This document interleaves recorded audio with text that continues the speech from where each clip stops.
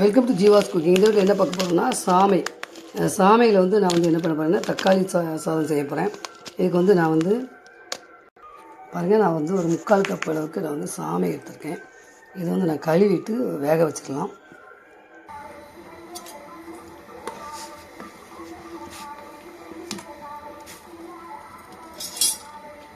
இப்போ வந்து கொதிக்கும்போது நம்ம கொஞ்சம் உப்பு சேர்த்துக்கலாம்.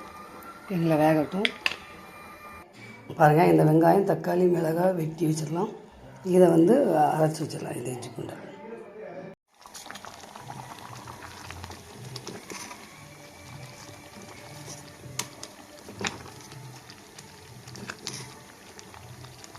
பாருங்கள். இப்போ வந்து இந்த சாமை வந்து வெந்துட்டு நம்ம வந்து அடுப்பை ஆஃப் பண்ணி வச்சிடலாம். வச்சுட்டு நம்ம இந்த தக்காளி, வெங்காயம், மிளகாய், இஞ்சி பூண்டு இதெல்லாம் வச்சு நம்ம என்ன பண்ணலாம், தக்காளி சாதம் செய்யலாம். பார்க்கலாம்.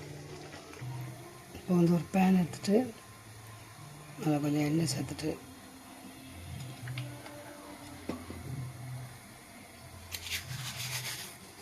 கடுகு சேர்த்துடலாம்.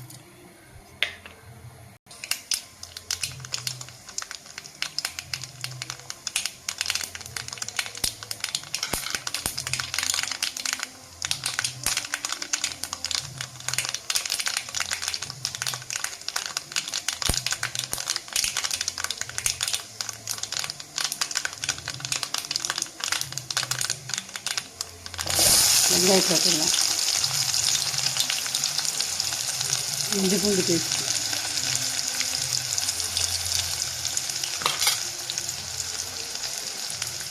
மிளகு,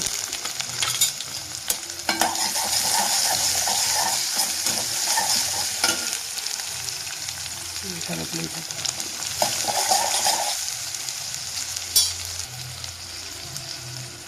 இதுக்கு தேவையான உப்பு சேர்த்துக்கலாம்.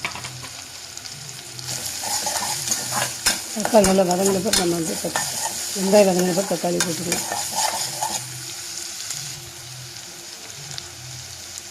கொஞ்சம் மஞ்சள் பொடி சேர்த்துக்கலாம்.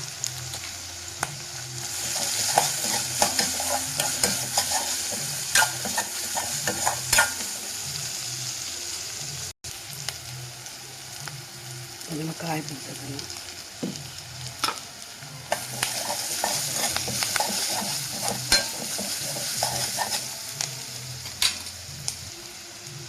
இந்த டைமில் நம்ம தக்காளி சேர்த்துக்கலாம்.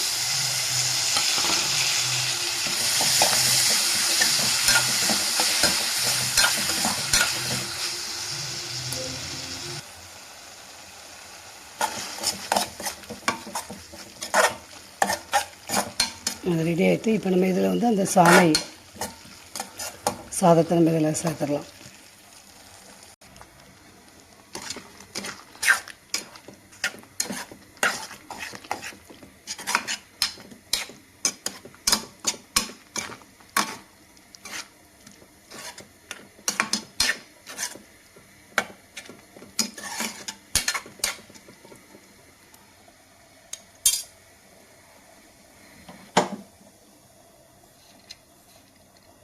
இந்த டைமில் நம்ம வந்து மல்லி இலையை தூவி நம்ம என்ன செஞ்சிடலாம், அடுப்பை ஆஃப் பண்ணிடலாம்.